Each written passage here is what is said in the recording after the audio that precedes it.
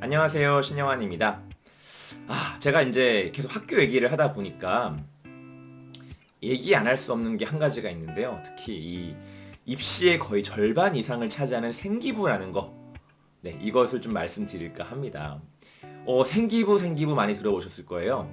정확한 명칭은 생활기록부입니다. 1번부터 10번까지 항목이 있고요. 이걸 다 나열하자면 너무 이제 복잡해지고 제가 조금 중요한 거 요새 현 시점에서 과거엔 더 많이 평가했거든요. 현 시점에서 중요하게 생각하는 네 가지가 있거든요. 간략하게 설명드리겠습니다. 일단 네 가지가 있는데 첫 번째는 가장 중요한 거 순서대로 가볼게요. 바로 교과 세특이라고 하는 부분, 교세특이라는 부분이 있어요. 여긴 참고로 교과랑 관련된 건데요. 내신 성적이 들어가고 플러스 알파로 교과 세부 능력 특기 사항이라고 하는 교세특이 있습니다. 이 두 가지가 이제 메인인데 실제 내신은 나중에 그 입시의 지표 기준점이 되고요. 이 거기 있는 교과에 들어가 있는 평가 선생님이 쓴 500자 정도의 바이트는 1500바이트입니다. 이 정도의 글 내용이 바로 생기부 평가라고 하는 그 가장 중요한 부분이에요. 과거보다 더더욱 이 생기부 교색직이 중요해진 이유는 다른 항목들이 줄어들고 그리고 무엇보다 이 교과를 특성을 나타낼 수 있는 가장 큰 그 분야이기 때문인데요. 그래서 우리 아이들이 수업 시간에 정말 열심히 듣고 수행평가에 열심히 활동해서 우수한 평가를 받을 수 있어야 이게 결국 입시랑 직결이 되는 겁니다. 그리고 다음으로 두 번째로 중요한 건요. 창의적 체험활동이라는 게 있어요. 자율, 동아리, 그다음 봉사, 진로. 근데 봉사 같은 경우는 이제 많이 축소가 됐고 이제는 이런 생기부 평가가 따로 없습니다.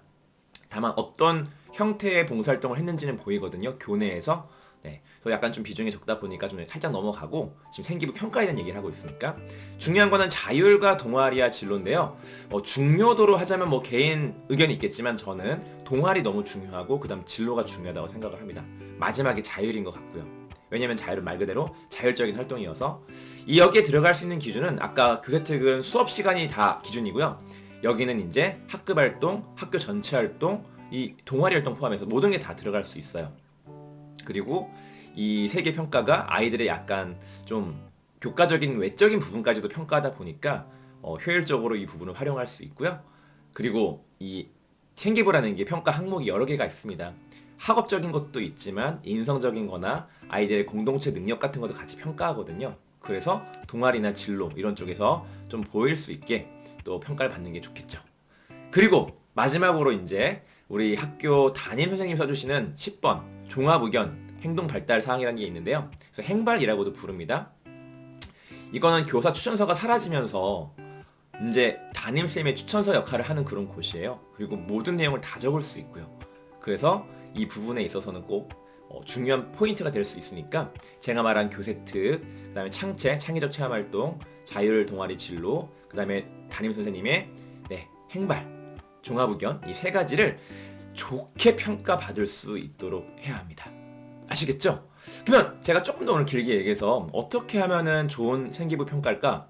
이거를 많이 모르십니다. 진짜 실제 만약에 교사여도 연구를 안 하면 모를 수도 있어요. 왜냐면 진짜 그런 기회가 담임을 하지 않고 만약에 조금 경험이 적다면은 이걸 고민 안 해보실 수도 있거든요. 저도 안 했기 때문에 처음에. 네.